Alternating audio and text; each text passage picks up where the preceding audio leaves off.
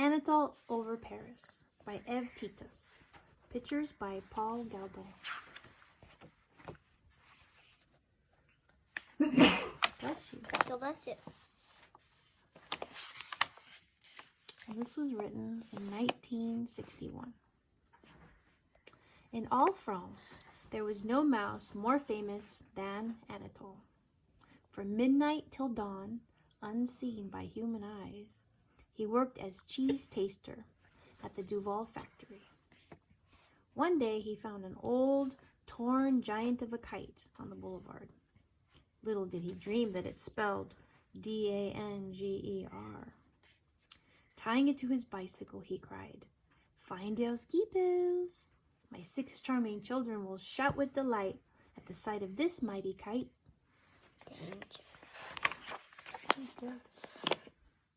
And shout with delight they did. First Paul and Paulette, then Claude and Claudette, then Georges and Georgette. His dear wife Doucette hugged him. "Always your family is first in your heart." He patted her paw. "We'll patch a bit, we'll paste a bit, and the old giant will look good as new in no time. Here's my good friend Gaston to help. Let's work with a will." No sooner said than begun, and by late afternoon, done. "Très bien," said Anatole. "The kite deserves to be decorated. This I myself shall do, by painting little pictures of Paris." The children played leapfrog at one end of the broad crossbar, while Doucette and Gaston sat watching at the other end. Anatole, every inch the artist, painted happily away the Louvre Museum, the Arc de Triomphe, and the Eiffel Tower. And then it happened. All at once, from up out of nowhere, there sprang a great roaring lion of a wind. Before anyone could say Jacques Robinson, the kite and its mice went up, up, up. "Hang on! Hold tight!" commanded Anatole. And they did. Past the chimney top soared the kite, past the tallest treetops, sailing swiftly toward the sky, dipping and diving and dancing about. Then the roaring lion of a wind became a playful puppy of a breeze, and the kite climbed no more, but swayed gently to and fro, high above the heart of Paris. Anatole ran up to the crossbar, and there they sat, 9 mice, with their heads in the clouds. The children began to cry, and Anatole said, "Forget your fears, and dry your tears. Does it matter whether we fly the kite, or the kite flies us? No. The important thing is, Do you remember? We're together. Guess what? Do you remember he was... Mama will loop her long sash about you, that you may sit more safely. True, there is danger, but depend upon it, Papa will find a way back to earth, and soon." "Your father says it, then it is so," declared Doucette, doing Anatole's bidding. "How blessed you are to be up here. You'll be the talk of the school. After all, it's not every mouse who can fly over Paris."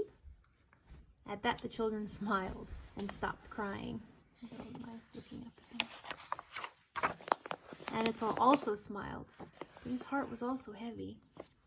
How big and blue and beautiful the sky! But another wind, a rainstorm, anything might happen, and this kite was their only shelter. So worried he looked that Gaston said softly, "Are you not a mouse of much sense and many ideas? You managed before, you'll manage again, I'm sure of it." Anatole smiled. "Merci, mon ami. I shall do my best." His eyes followed the passing parade of birds, skylarks, sparrows, swallows and starlings, and others, all too busy to notice the mice in distress. He had heard that some birds eat mice, but he had no choice. Remaining on the kite was by far the greater risk.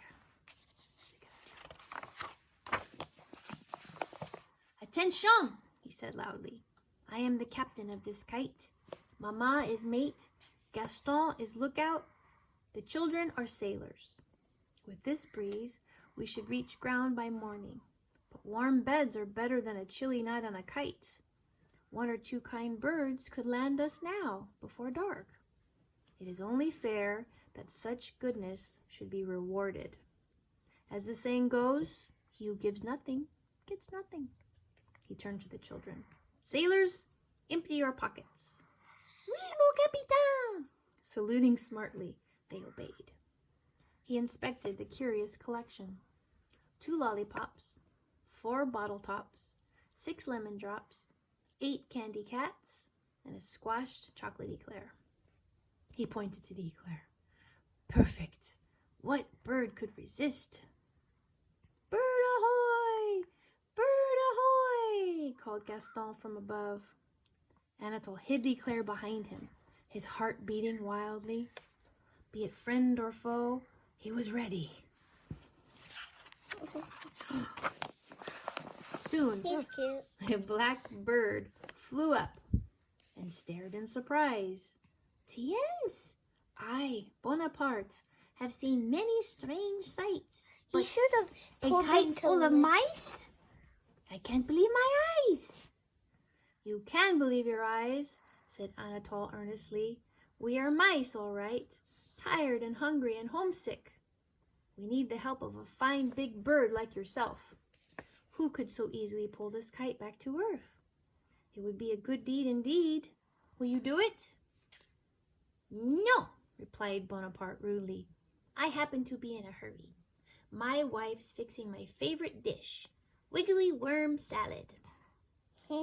If I'm not home soon, my young ones will gobble it up.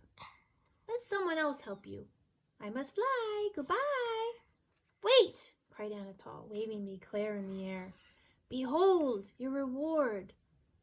The big bird's eyes bulged. Yum, yum. At your service, monsieur. I'll pull the kite, but I want my reward now, not later. Agreed, said Anatole. But be sure to keep your promise. One greedy gulp, and the eclair was gone. Then Bonaparte took the kite, string firmly in his strong beak. Slowly down but surely, the kite was pulled downward. Slowly but surely, the face of Paris appeared. Her fountains, her gardens, her blue river Seine, and clearest of all, her Eiffel Tower, standing tall in the scarlet sunset. Is it hers?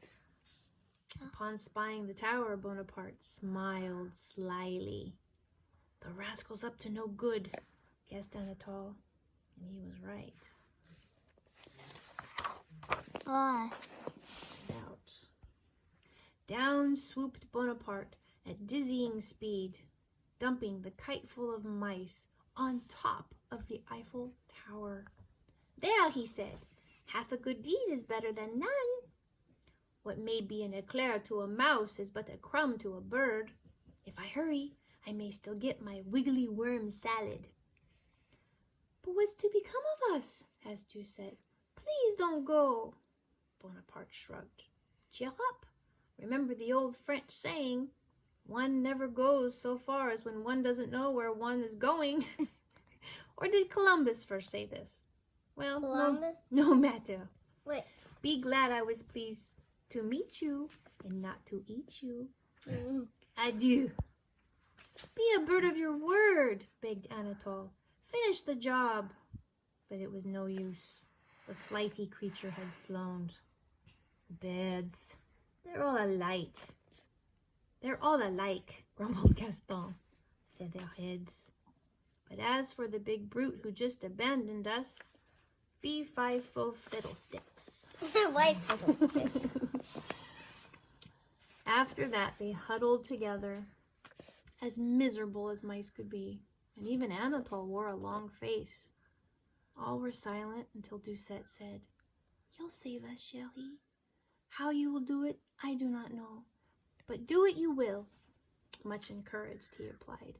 My treasure, I shall try. He knew there were 3 ways down, none of them safe. The elevators, they'd be crushed by the huge feet of people. The Blackbirds? He shuddered. What if the next one were hungry? The stairs?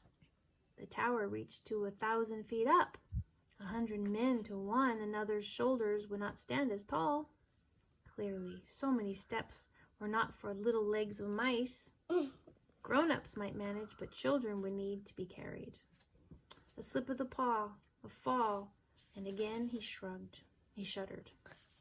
Still, for the sake of his loved ones, he did not give up, but kept the wheels of his mind churning and turning. See, it doesn't. He got busy. And at last his brain brought forth a bold and daring plan. Voila! What a man makes of cloth, a mouse may make of paper. Out came his knife, and he was everywhere on the kite at once, slashing and gashing, ripping and snipping and clipping. Come now, have you lost your wits? Asked Gaston. Then he guessed the reason and cried, He is a mastermind! But who but a genius like Anatole could think of parachutes? Soon after they were wearing the finished parachutes, after Anatole had tied all knots tightly, at a nod from him, they stepped to the edge of the Eiffel Tower, face to face with space. Vive la France! Shouted Anatole, and leaped, and so they did. The parachutes opened up like umbrellas, floating slowly down. The sky had darkened to deep purple, and the lights of Paris were winking on one by one, like silvery stars. Regardez! Cried Anatole. Ah, the beauty of it all! I could paint a picture. I could write a book. I could sing songs in praise of France, the home of the best of all possible cheeses. Cheese. They were passing, he's always thinking of cheeses. They were passing to the side of one of the Eiffel restaurants. It was brightly lit and crowded with people. I hope they don't notice us, said Doucette anxiously. Anatole laughed. Only a cat could see us in this dim light.